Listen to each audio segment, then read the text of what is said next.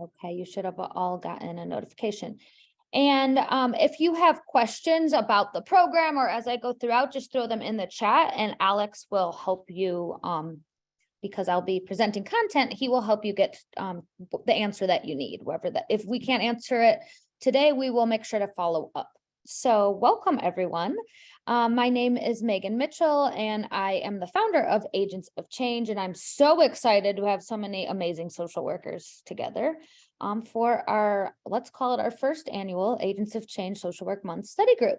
I see a lot of people smiling and shaking their heads. I love March. It's a very, very, very busy time, but I think it's such a wonderful month to celebrate all of you. So of course, first off, happy Social Work Month. I think we should be celebrated all year, but I'm glad that we at least get a month that our accomplishments and our hard work and determination to be change agents is celebrated. So, like I said today, I will do a brief overview of what the Agents of Change platform looks like, because I know some people are new and curious about that. And then we will go into content and we will end with our 5 practice questions and rationales. Once again, this will be recorded, so if you miss something, don't worry, you can watch the recording at a later time. And also, if you have any questions throughout, go ahead, throw them in the chat. Alex will, if it's like content related, I will definitely get to that and stop and get to that. But if it's program related or just general questions, Alex should be able to, he's the co-host, he should be able to help you with that. So without further ado, I have a few more joining. Let's see if we can break 300. That would be very exciting. We're at 290-ish, so we will see. But I will go ahead and start sharing my screen. And we will jump right in.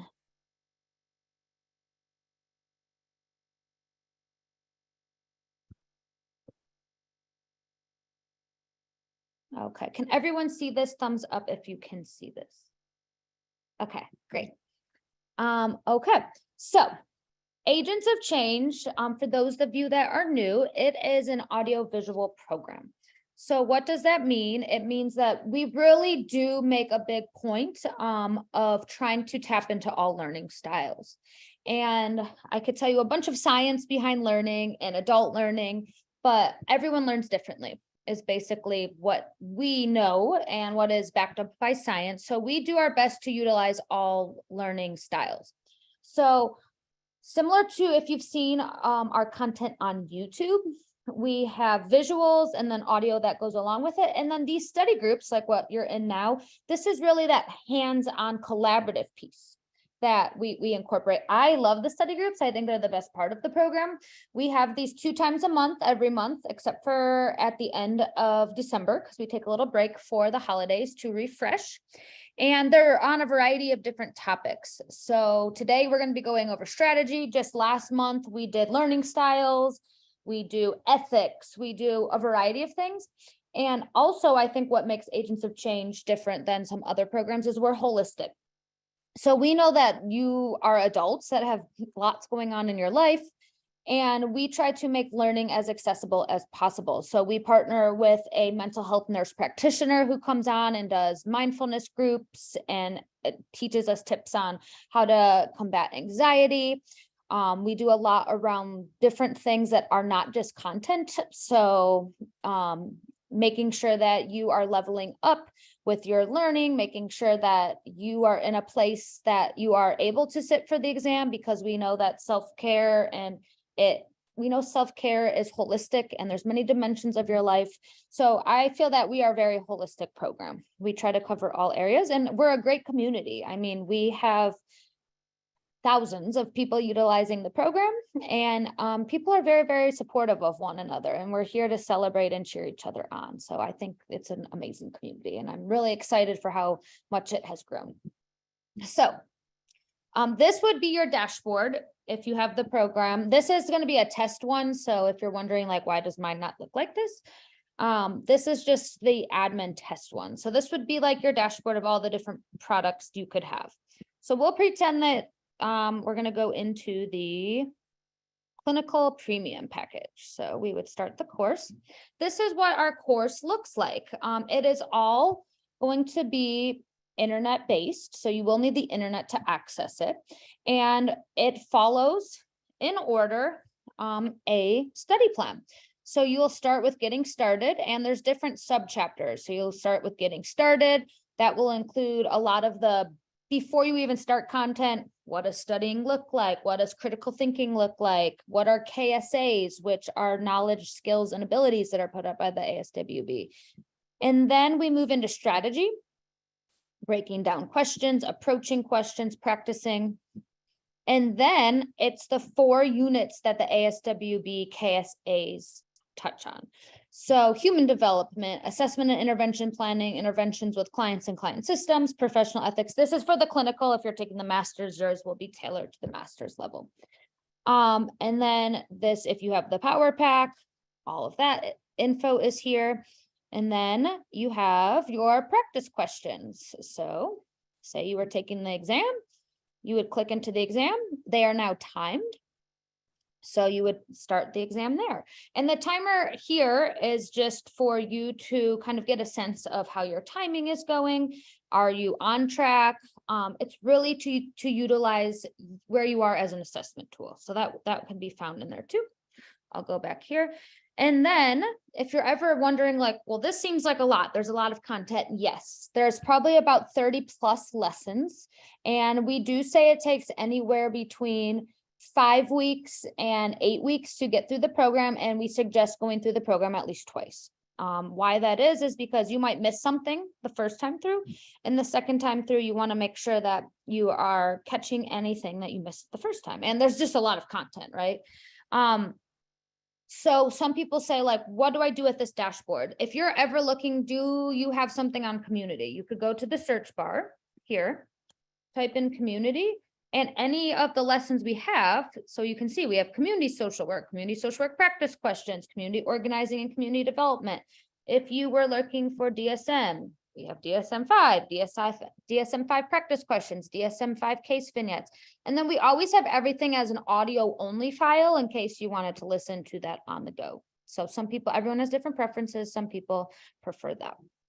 So, and then the last thing I want to show you is these study groups that we have that I think is a really with agents of change. That is not our study group. So if I type in study, notice here it says live study groups. So you would go here, you'd click in, you'll find the study groups for the month.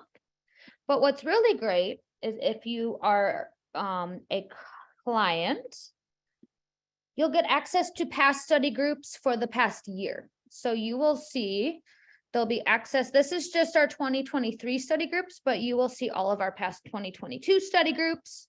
There's a YouTube link, the resources, which are usually questions that we cover, and then the audio files. So this alone would be hours and hours and hours of content. It's really great. A lot of people find the study groups very, very, very helpful. So that's just a little bit of information about the study platform. Like I said, we really try hard to make sure that we tailor to all learning needs. So that you're going to have the videos, you're going to have PDFs, you're going to have tons and I would say there's hundreds of questions, if not 500 questions or more in the study platform. And we really work on strategy because it's great if you can recall the information, but that's not going to be enough for this exam. You really have to be able to apply it and utilize it in different situations. So that's kind of the quick overview. If you have any questions, Alex will be able to answer them in the chat. But please, if you have any questions, he will be able to answer those for you. And if you're like, after today, you still have questions, feel free to email us at any time. We will make sure to get back to you and answer your question. So we're gonna change gears now to the good stuff here. What we're here for is to learn to talk about the 5 W's and to celebrate together for Social Work Month. So like I said, we're going to be utilizing the chat today. And any question, I might have you stop throughout and ask you different questions. The chat's really going to be used as a reflection tool. So it's really to get your thoughts out there, to be able to see in real time the learning process, and for you to interact with our community. So, okay. Here's our test strategies and 5 W's that we're going to be covering today. So you might have heard of the 5 W's, you might not have, but we'll talk about that today. And let's go ahead and jump on in. And like I said, take notes as you would like, totally up to you, how you want to utilize your time today. This will be sent out, so you will have access to this afterwards as well. Okay. So first, happy Social Work Month. Like I already said, we're so excited to be celebrating with you. If you are not yet, follow us, follow those emails we've been sending, and follow us on social, because we have a lot of stuff coming down, throughout the month. We are on Instagram, Facebook, LinkedIn. We had planners come out. We're going to have CEUs trackers come out. We're going to have contests too. So we'll be raffling off the program. We'll be doing a variety of different things. So make sure that you are checking that out. Bonnie, our social media content creator, she's probably on this call, but she's been doing an amazing job of making sure lots of stuff is going out for Social Work Month. All of our products are going to be $10 off for the entire month, and that's anything. That can be practice tests, the power pack, anything. Just make sure you pop in the code SW 2023 if you are purchasing anything. We want to make sure that you are able to get that. Okay. And people are saying that they really like the power pack. I think the power pack really takes your studying to the next level. It's not necessary. There's just going to be the basics, and there's going to be the power pack. The power pack takes that knowledge to the next level, and it really allows you to practice in real time. Okay. If you have the premium, you have the power pack. It's just an add-on. Okay. Lots and lots of questions in the chat. Alex will be following up with all of you. It's just, there's a lot of questions, so he'll be getting to you, so don't worry. Okay. Here, once again, so you'll have this, use Social Work 2023 if you want to purchase anything this month. Okay. So this test, what do you need to know about it? No matter what level you're taking, whether that be the bachelor's, master's, or clinical, there's going to be 3 types of questions. You'll just see more different types of questions depending on the level. So if you are taking the bachelor's, you will see mostly recall questions. These are questions that require you to remember a fact or a piece of information. They're pretty straightforward, right? And these are just, you have a question, maybe it's a medication question or defense mechanism question, you answer and you move on. Bachelor's will be very heavy in this. Master's and clinical, you'll have very few recall questions. So that's why content's not enough.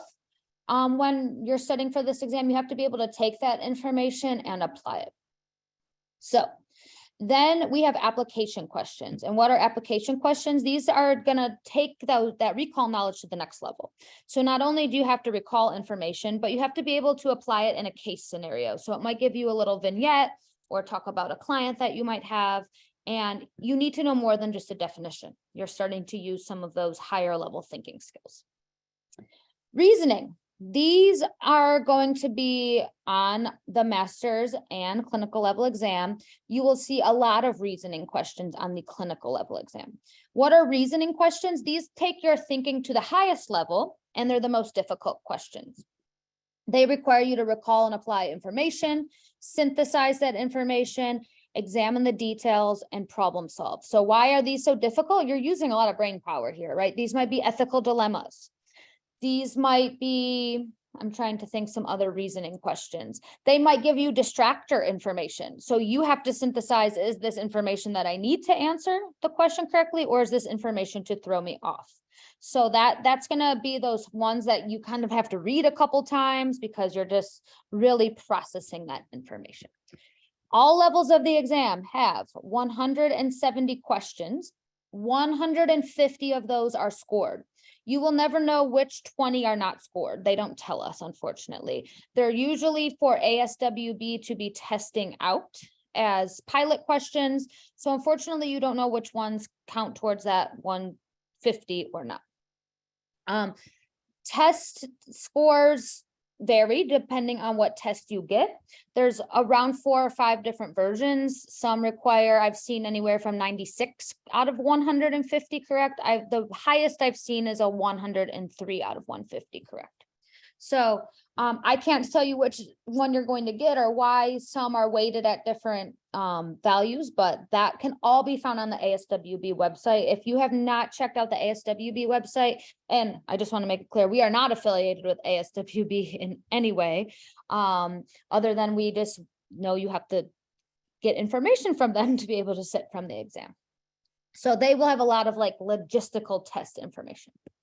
Okay. So that's the type of questions you'll see. Like I said, bachelor's, mostly recall, a few application, master's, all 3, but most are in that application bucket. And then clinical will be a little bit of all 3, but mostly in the reasoning section. Okay. So let's talk strategy. If you are like, I don't have a strategy yet, you've come to the right place, because you need to have a strategy for answering these questions. A lot of people do flashcards or they read a book and they feel like content-wise they're very strong, but then they get to the exam and there's a lot of case vignettes or complicated wording or things that require you to really tap into your thinking and apply the information. So you want to make sure that you have a strategy, because you have to be efficient. Unless you get extra time, you only get 4 hours. And I do encourage you, if English is not your first language, if you have a learning disability, if you have a medical diagnosis and you need extra time, you can definitely get accommodations.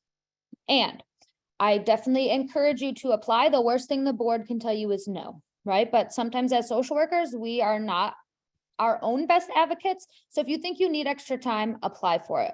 And all that we have tons of information on our blog that I can have Alex share our blog link, because we have actually and I believe we have a YouTube video on how to apply for accommodations as well. So you want to make sure that you are analyzing information.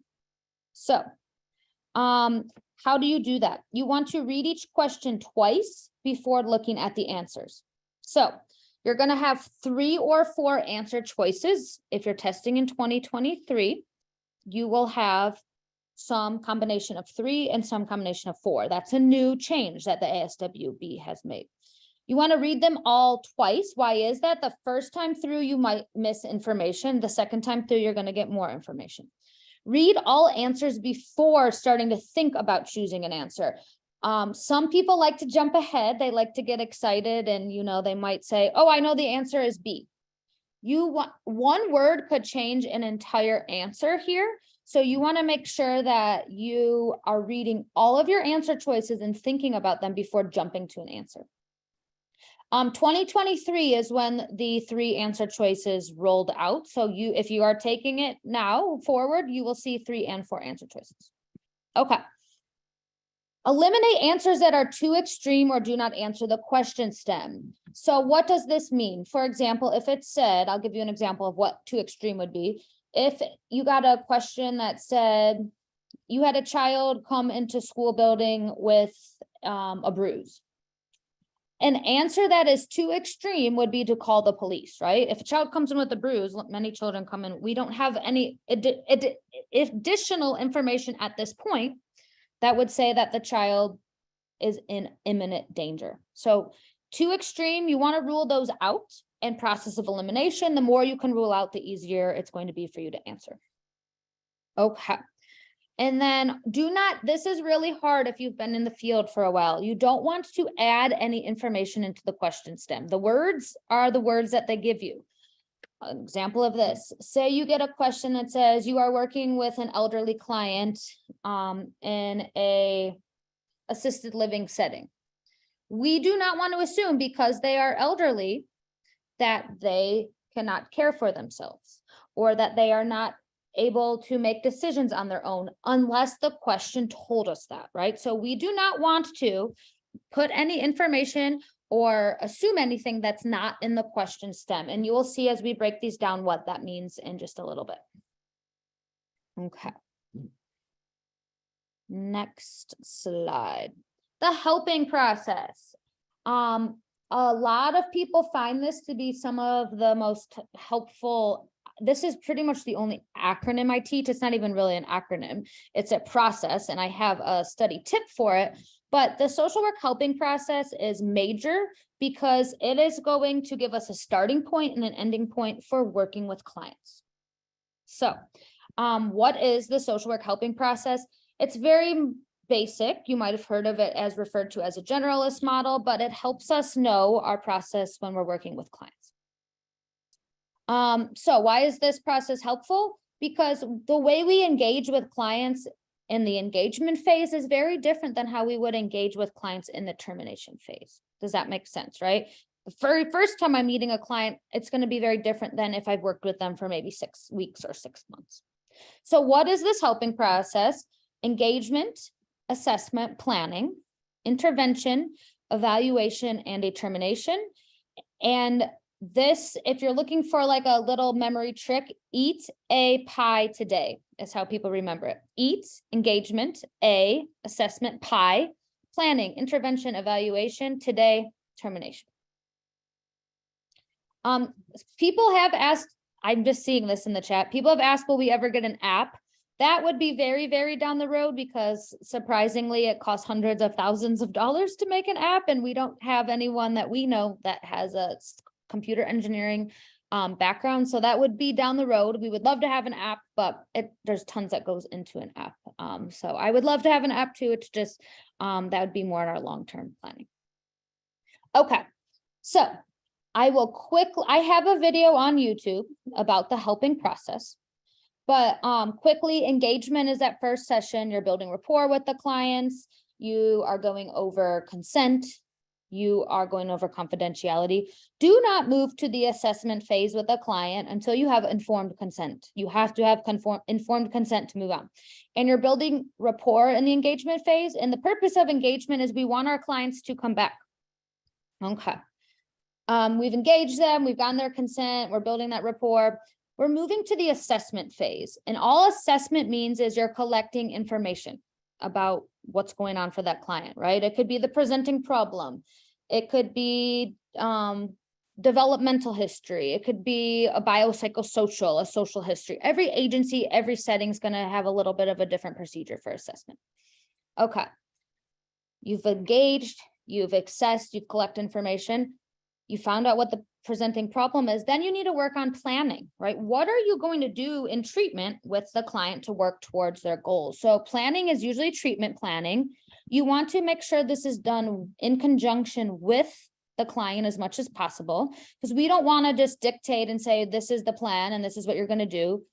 In the chat, why is planning with the client so important? Why do we want to have their buy-in for this process?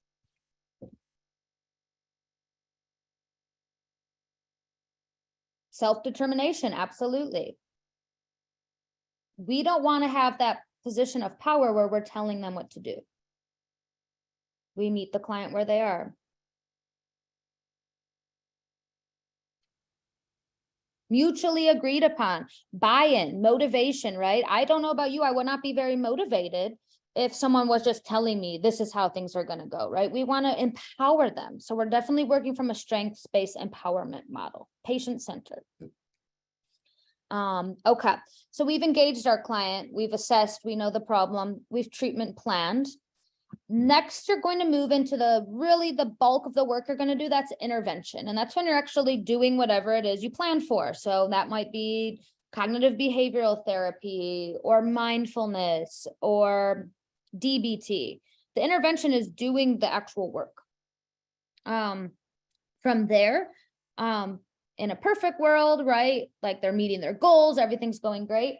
The next step is evaluation. It's listed as the second to last step, but really you need to be taking data at all points throughout the process, right? We know the Code of Ethics says that we have to be data informed, and evaluation means, are you taking information in? This could be a variety of things. This could be screeners, this could be observations, it could be self-reports, but is the client making progress towards their treatment goals?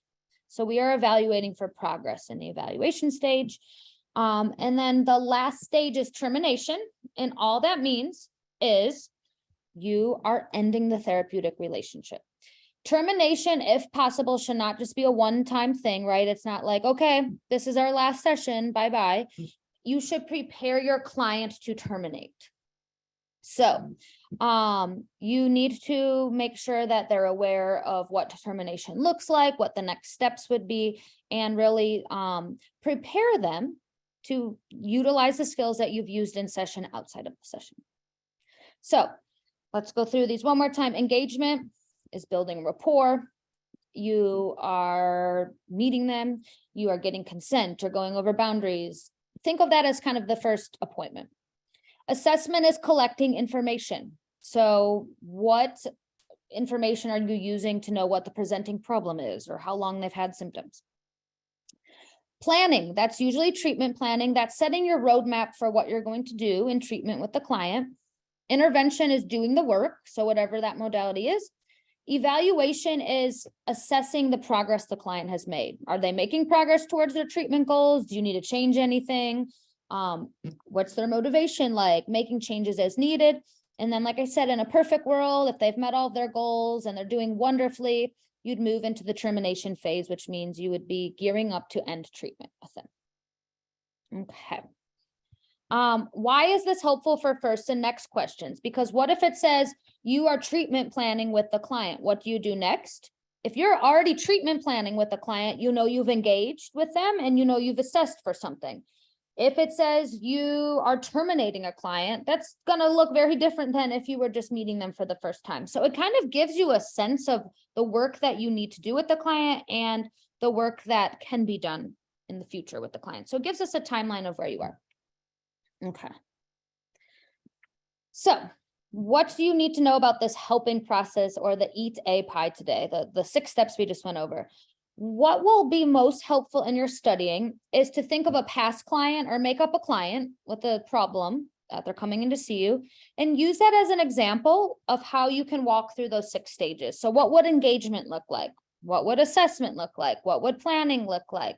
What would intervention look like? Evaluation and termination. Write those 6 steps down and then come up with that scenario, because when we're able to make it stick, especially adult learners, when it can apply to our knowledge that we already have, it's going to take your learning to the next level.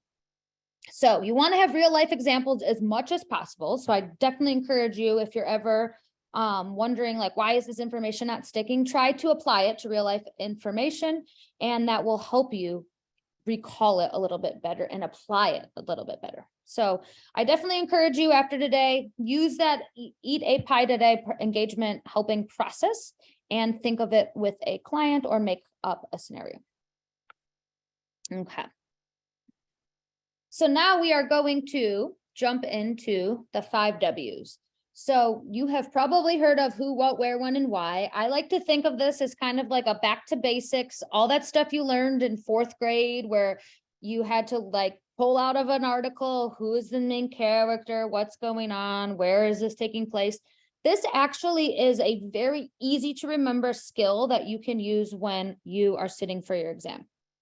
So I encourage you, if you have a question that you need to pull out information or you're getting stuck on, you're utilizing the 5 W's.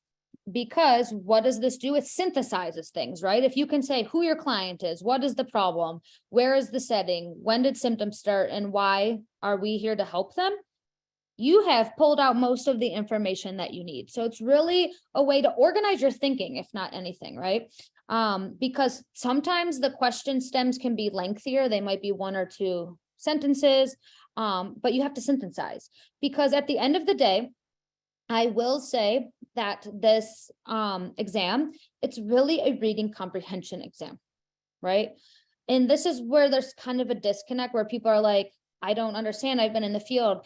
It's not a skills test, right? It's not like they're coming to your work site and they're determining your skill level. You're reading questions, you're comprehending them, and you're answering them. So it really is a reading comprehension test. So you want to make sure that you're utilizing these 5 W's, and you want to have a toolbox on test day and not an actual toolbox. Don't bring an actual toolbox into the testing room. They will not allow you to bring that because they're very strict about what can go in and out. This is kind of a mental toolbox. So you want to make sure that you're always adding skills that you can bring to make your life easier on test day, because you're only going to have about 75 seconds to 90 seconds per question. So you don't have much time to answer a question. You have to answer and move on, or you will run out of time.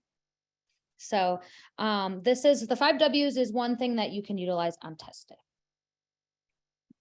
Okay, so here's going to be our practice question that we are using to break down using the 5 W's. So you can go ahead and read it. I'll read it on the screen as well.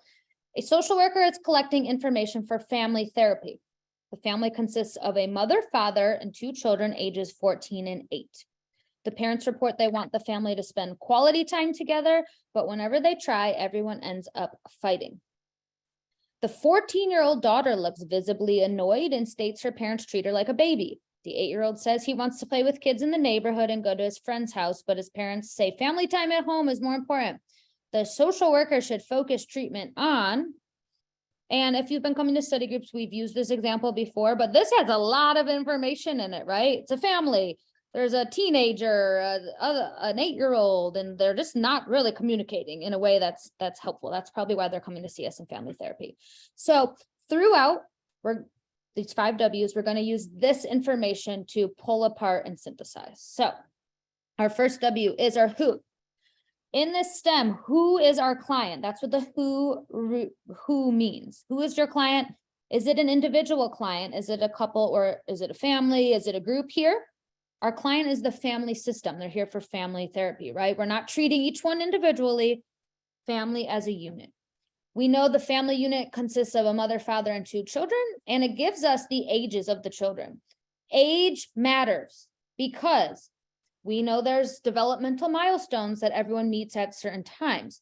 So by telling us that there's a 14-year-old, we know like what developmentally we should expect of a 14-year-old, right? Adolescent, peer pressure, wanting to be with friends, defiance against family. And then we know the other child is 8, school-aged, wanting to be with friends, right? Starting to gain independence. So age matters. And also age can be a good indicator of if the child is within what we would expect to be developmentally appropriate. For example, if it said you are seeing a 14-year-old and they're having regression with their toileting skills, that's going to be a major red flag because we would assume a 14-year-old teenager has mastered toilet skills.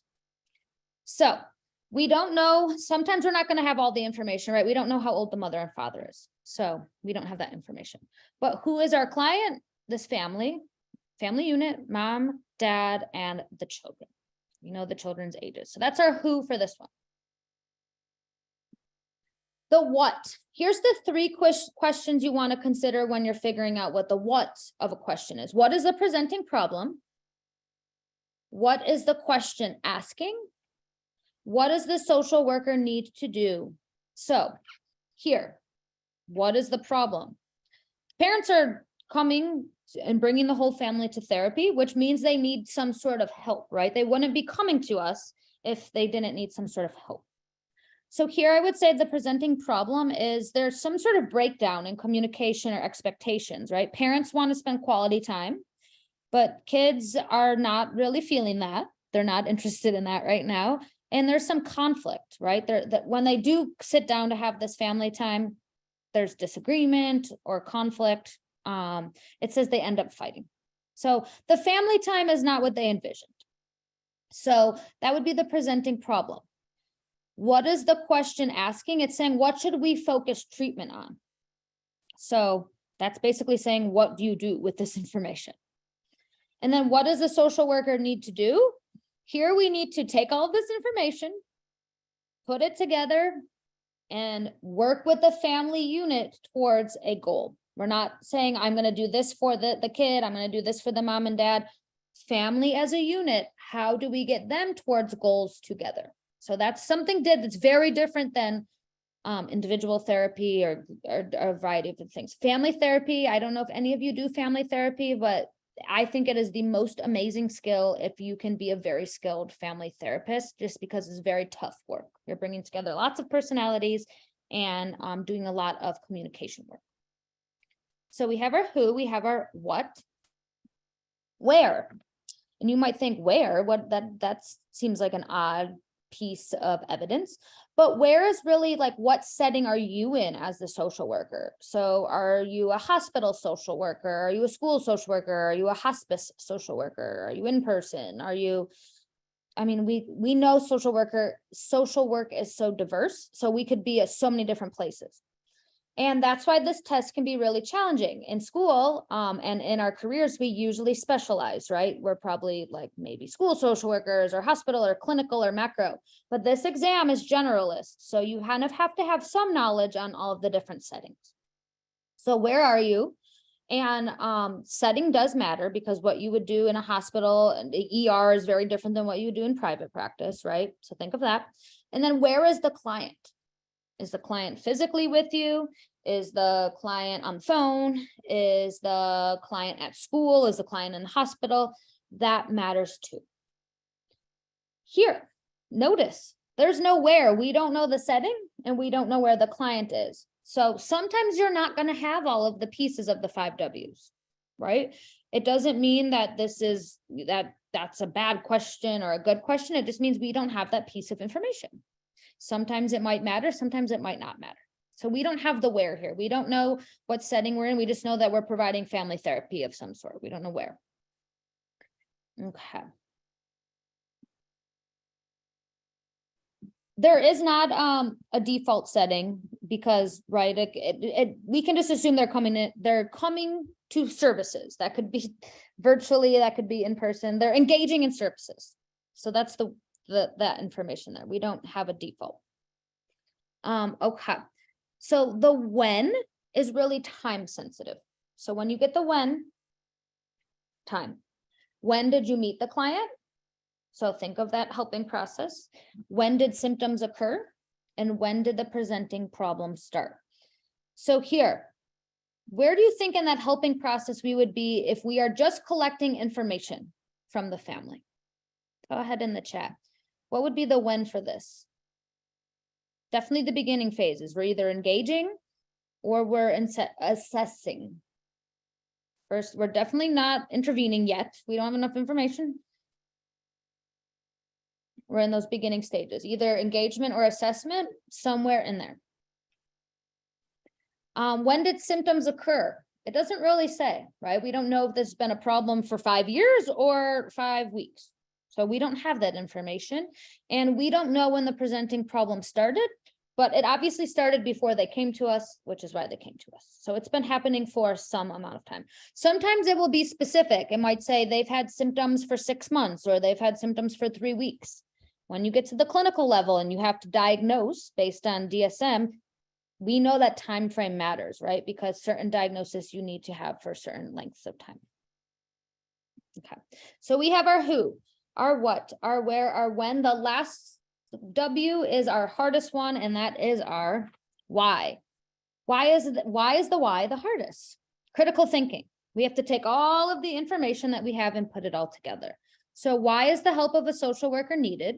And why are these clues presented, right? Is it a distractor? Is it important? You're really critically thinking here. So let's analyze this one particularly. Why is the help of a social worker needed? Because there's some sort of communication breakdown, right? They need some skills, or they are working towards a solution. So social worker is needed to help this family with their communication. That's why they're here. This is some clues that give us information that there's a breakdown. 14-year-old stating her parents treat her like a baby, and the 8-year-old wanting to play with friends. That would show us that there's some sort of disconnect between the parents' expectations and what is developmentally appropriate for the children, right? Parent expectations could be the why too. Maybe they're not realistic expectations. Maybe they're not connecting with their parents. Maybe they need some psychoeducation around what happens in adolescence and childhood. So there's a variety of different things. And why is this information important? Why are they here to see us? Because like I said, there's some sort of communication breakdown. Expectations they're not on the same page. That's mostly why people come to family therapy, right? Not on the same page, want to have family time that's quality, and it works for everyone. Okay. So I'll give you just a moment there. We'll pause. We got the 5 W's: our who, our what, our where, our when, and our why. I'm going to read the question, and now we're going to read the answer choices. For all of the questions we're going to cover this evening, it's not important that you get it right. There's no prize for getting the questions right. It's really to practice your skills. So we're going to break questions down together. We are going to work through them. I'm going to highlight, and I'm going to show you how I would break them down and how we work on strategy. But it's really a time for you to just it's a safe space. You can, it's really here a time to connect where you can work on your skills. You're not being judged. You're not getting a score. You got 100% right. It's really the process here. Process. So let's do this practice question.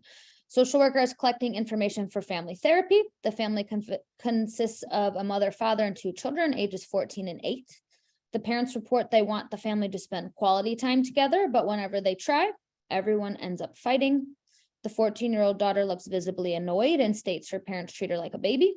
The 8-year-old says he wants to play with kids in the neighborhood and go to his friend's house, but the parents say family time at home is more important.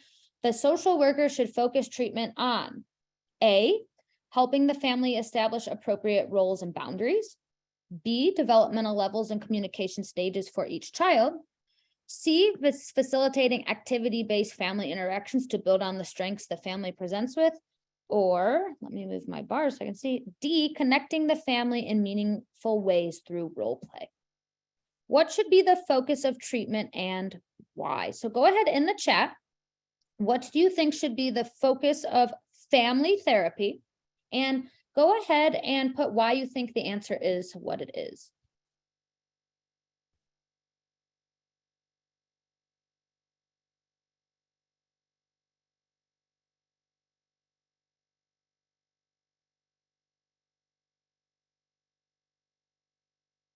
And if you're stuck between 2, definitely put that in. That helps me see your thinking. So I know, like, maybe I was between 2 answers.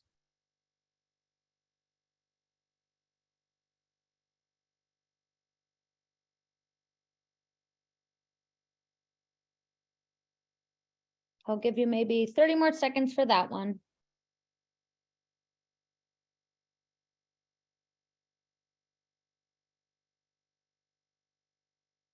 Okay.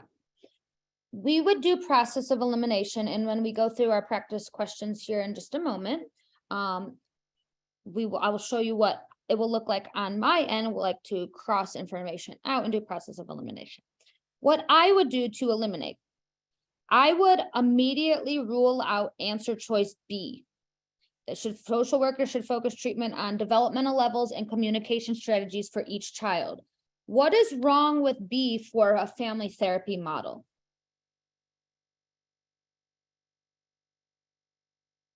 We don't want to just focus on any members of the family, right? Where B only focuses on the children. That does not incorporate everyone, right? So B would be out. We would eliminate that. We want to focus on the family as a unit. It's going to be important that we talk about developmental stages, but that's not going to be our focus. Okay, so B is out. Another answer choice that I would rule out is D, connecting the family in meaningful ways through role play.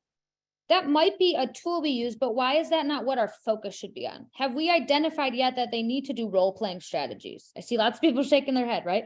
We don't know if communication, like if they will do best through role play. We are just starting to collect information. We can't make that determination yet that role play is what they need. Does that make sense? And they're not on the same page yet. So I don't think role play is going to go very good. With a teen that's annoyed and an 8-year-old who's very upset, right? They'd be like, this is so silly. You'd have to build some rapport first. So we're down to A and C. Do we help the family establish appropriate roles and boundaries, or facilitate activity-based family interactions to build on the strengths the family presents with?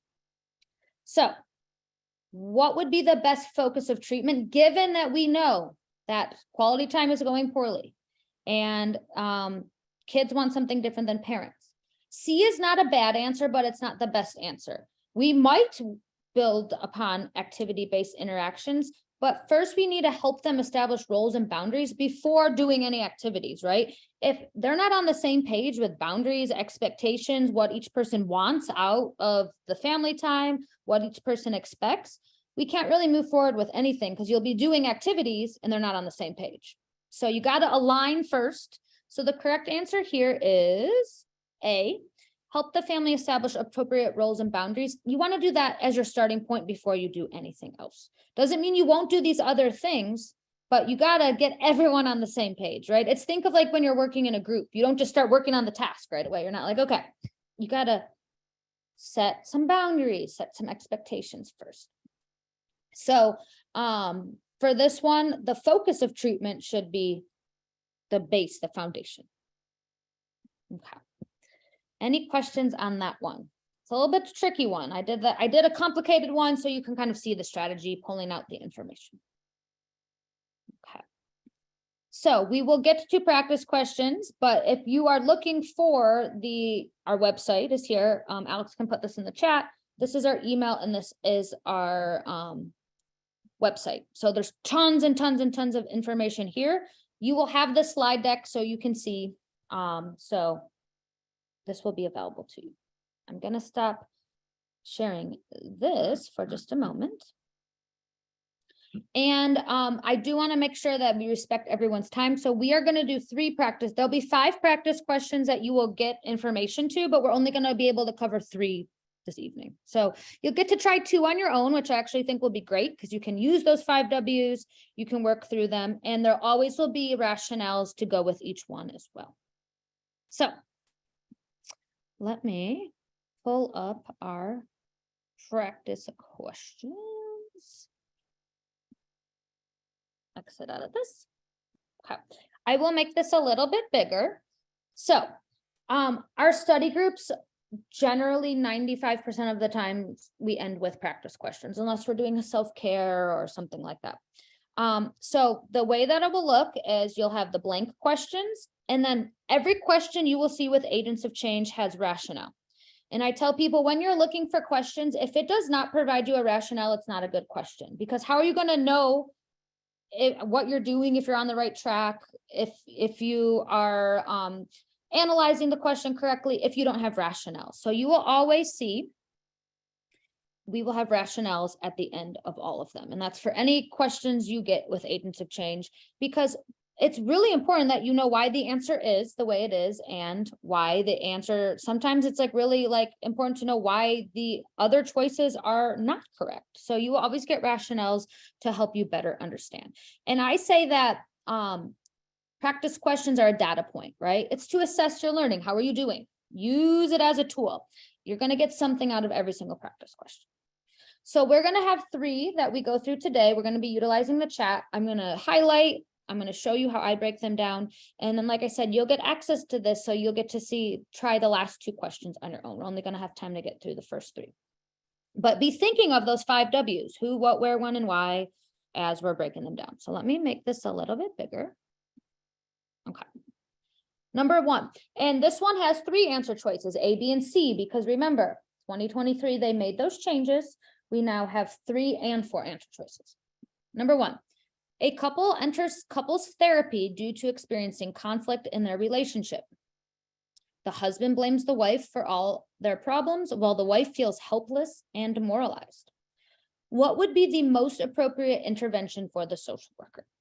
A, connect both the husband and wife with individual services in conjunction with couples therapy. B, help the couple identify and communicate their feelings and needs. C, assess for potential emotional abuse that is leading to the relationship conflict. Go ahead in the chat. What would you choose and why? Why is just as important. Why did you choose the answer that you did?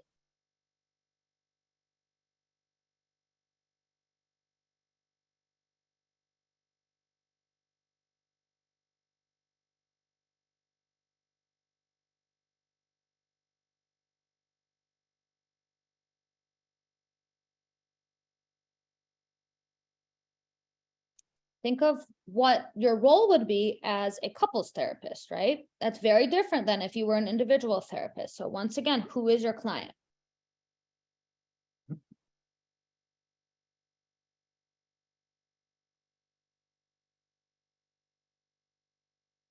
Okay, so here is what I would pull out from this question. Who is our client? A couple. So we know that couples therapy is a little bit different than individual, right? They're there. I don't know why this is, I don't want that to change. I want this to change. Okay, so our who is the couple? What's the presenting problem? They're having conflict. Husband is saying the wife's the problem and she's feeling helpless and demoralized. Where? Does not say, right? We don't know what our setting is, but we do know we're working with a couple. Who, what, where, when? Does not say. We don't know how long these issues have been happening for. Why do they need us? Well, they're coming because they obviously want to work on this, right? There's this couple and they're not on the same page. So what would be the most appropriate intervention? So here we're talking about how do you intervene? What do you do with this information? So process of elimination. If they are there to see you for couples therapy, would you say you should go see your own individual counselors? That might be something they need, but that's not why they're here to see us, right? Like that is not what we're going to focus treatment on, especially not as a couples therapist. So now we're down to B and C. Do we have to assess for potential emotional abuse right now? Do we have, that would be an assumption. Do we have any information that says either one of them is feeling as if emotional abuse is occurring, right? There's definitely some sort of breakdown of communication, but we don't want to assume because the husband's blaming her that there's emotional abuse going on. We don't have the full picture yet whatsoever. So C is out.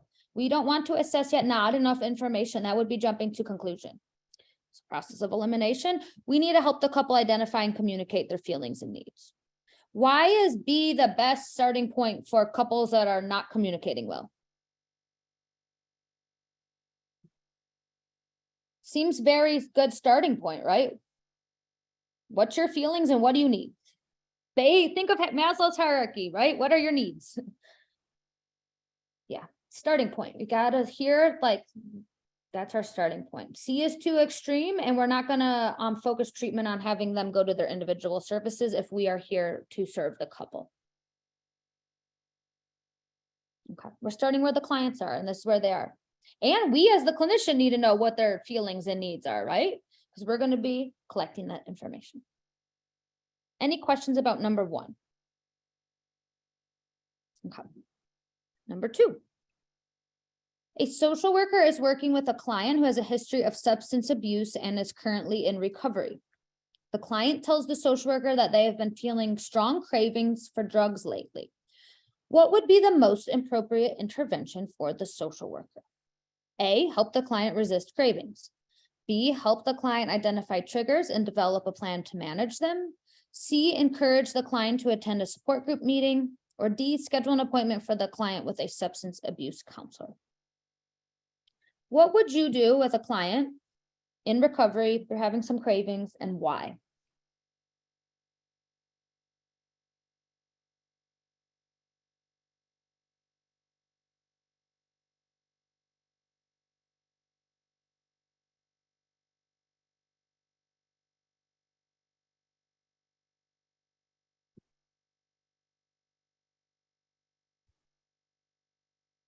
So who is our client?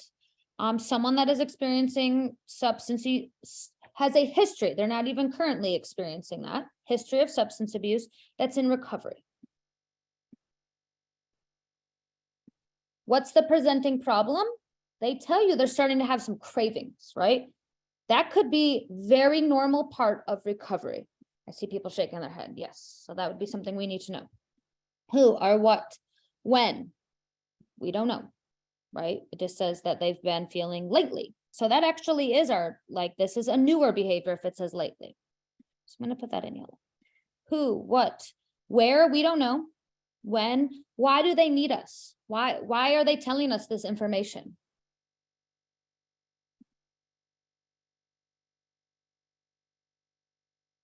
They don't want to relapse, right? They're like, can you help me through this, right? I'm having these cravings. What can we do to meet the client where they're at and support them through this, right? So let's start eliminating. Do we need to schedule an appointment with a substance abuse counselor? Too extreme right now, right? The client is not even using right now, right? So we're not going to say go to a substance use. And is that meeting the client where they're at in their therapeutic relationship with us? No, right? If they started to use and need, a substance abuse program, we would definitely do that. We're not there yet. We do not have that information. Can we help this client resist cravings? Can we do that for the client? No. That would be wonderful in a world if we could just control people and help them, get into their mind and do things, but that is absolutely not how things work. So that's just not possible. So A is out. Has the client said anything about wanting to attend a support group meeting or that they've even been engaged in support groups before? Assumption, right? If it said support groups are very helpful for the client, that would be a different answer, but we don't have that. We don't have that information provided. Process of elimination. What can we do? Help the client identify triggers and develop a plan to manage them. And why do you think identifying those triggers for a client that has a previous history with substances, why would that be the best response? So that they can have some tools for prevention, right? Here is what your triggers are. It allows them to identify the triggers, and then together you're coming up with a plan so they can work on coping skills or avoiding situations that are causing them this, right? It's a tool, right? And in B, this is totally done in conjunction with the client. We're not telling them what to do, right? We would be doing this as a process together with them. Does that one make sense? Okay. The last one we'll have time for tonight is number 3. And like I said, you'll get access to the other 2 to practice. So you'll get that emailed out to you.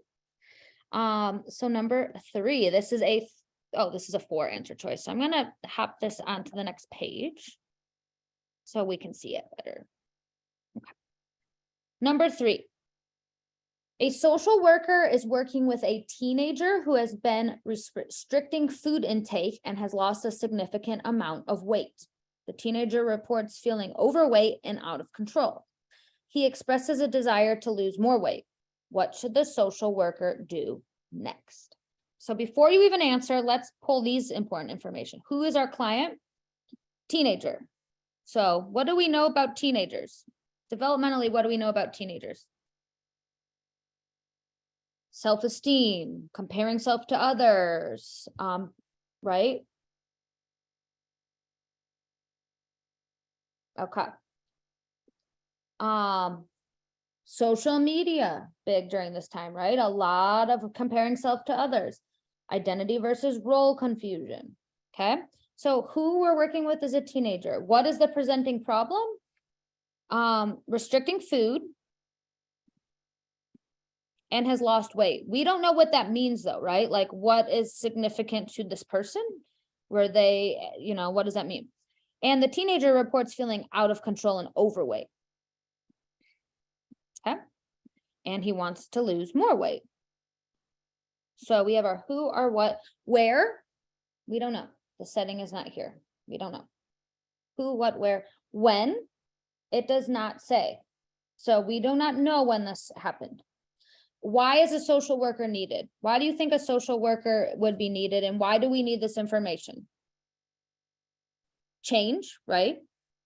So also, why think of Maslow's hierarchy of needs. Why is food such a big red flag for us when we have clients that are restricting food or losing weight? Basic need, yes. Think of how weight loss can affect you physically, right? Lots of different things to consider. So, it says, what should the social worker do next? So this isn't this means we've got this information. Client says restricting food and we know losing weight. What do we do next? A, refer the teenager to a dietitian to assess their nutritional needs. B, develop a plan with the client that meets their nutritional needs while also addressing their concern and fears around food. C, assess the teenager's risk for an eating disorder and provide appropriate intervention. Or D, schedule an appointment to collaborate with the client's medical doctor. Remember, next means what you got to put these in order. Client is here telling us, I feel out of control. I want to lose more weight. What do we do and why? You can probably get it down to 2, but remember, you need next means what's your immediate next step.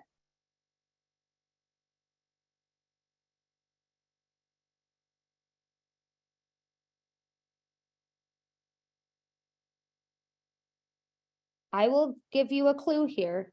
We would probably do all of these things at some point, but we're looking for the next step. None of these are gonna like cause harm to the client. What can we start to rule out? Okay. What would I not do next? Right? I'm not going to refer them out yet to a dietitian to address their nutritional needs, but they do need to see probably a dietitian if this is once we have more information, right? We don't have enough information yet to know specifically what's going on. So we're not going to refer them out just yet. B is also out. We can't develop a plan that meets their nutritional needs. First of all, we probably would not be giving nutritional advice, right? We would want to do that in conjunction with a nutritionist. And then we're not addressing these fear. We don't know if there is a fear around food. We don't have that information yet. We don't know why they're restricting food.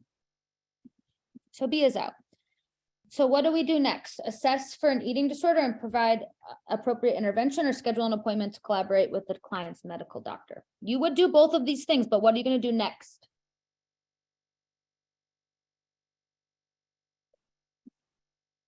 You're going to definitely want them to see the doctor, but not when they're here telling us I'm restricting food, I feel out of control, I want to lose weight. I need more information first. And then I would, and we don't know like what significant amount for their everyone has significant. Is that for their, like, were they on a plan that were they told they needed to lose weight? There can be a variety of different things going on. Do they have a medical condition that they're losing weight, right? Like sometimes clients have conditions and then they just lose a lot of weight or gain a lot of weight. So what I would want to do next, because for safety purposes, I need to assess, I need more information. I would say, given the information we have, they are at risk for an eating disorder. We don't know if they meet criteria, but they're definitely at risk due to the food intake, losing weight, and reporting like wanting to lose more. And what do you know about eating disorders? Very serious, very, very, very serious. We want to make sure that we're assessing properly. And then from there, involving medical professionals, involving nutritionists, involving parents. But we don't have enough information yet. We need to assess though what the risk level is, and then from there, make an appropriate next step. So I would actually say this is a safety type question, right? Because what if we just gloss this over? That's very problematic, right? Because the client's telling us some important things. So I will say with eating disorders, you want to make sure that you act quickly, because we know like how important it is for the body and how significant treatment can be in helping clients that are experiencing an eating disorder. Any questions about number 3? Okay. So I have gone over our time here. You will get 2 more questions to work on your own, and you'll have rationales. One is a policy macro question, and the other is a domestic violence safety question. I hope that you took some strategies from today. And what did I want to end with? First of all, thank you. I'm going to stop sharing here. I want to thank you all for this amazing study group. We had over 350 people. That's absolutely amazing. I hope that you will check out some of the awesome stuff we have coming out for the rest of the month of March. And I will say Agents of Change has something for everyone. We have free, we have paid, like you will find something that you can utilize. We have some other exciting stuff coming, hopefully for 2023 that includes CEUs and more training. So we're, knock on wood, waiting for some approval on that. But like I said, I hope that if you have any questions, Alex can once again put our email in the chat. He'll put our website in the chat. You will be getting this recording. you will be getting the PowerPoint and you will be getting the practice questions. So if you missed anything, you will get that. I do encourage you to try those last 2 questions once you get the materials sent out, to just see if you were able to use those 5 W's, able to use the helping process, because it can be, you can miss something, right? Like they're pretty dense questions. So thank you everyone for joining tonight. Happy Social Work Month. I hope that you found this helpful. Like I said, come and check us out. We have something for everyone.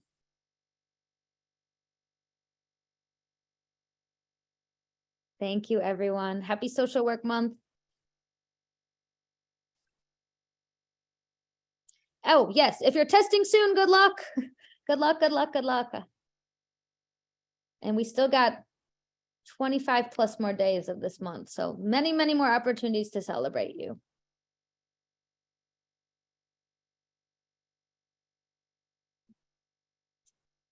And this takes a little bit of time. So some people are like, when will this be sent out? Probably later this evening. We got to upload it to YouTube and make sure that we, tomorrow at the latest.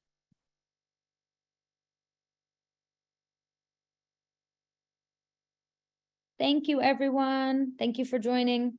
Bye-bye.